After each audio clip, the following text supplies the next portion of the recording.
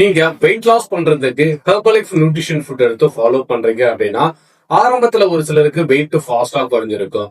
ஒரு 5 கிலோல இருந்து 10 kilo weight குறையிற வரைக்கும் உங்களுக்கு வெயிட் கரெக்டா குறைஞ்சிருக்கும்.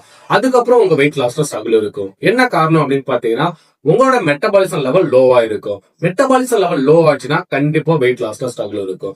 அதுக்கு நீங்க என்ன பண்ணணும்னா முதல்ல உங்க மெட்டபாலிசம் லெவலை இன்க்ரீஸ் பண்ணணும்.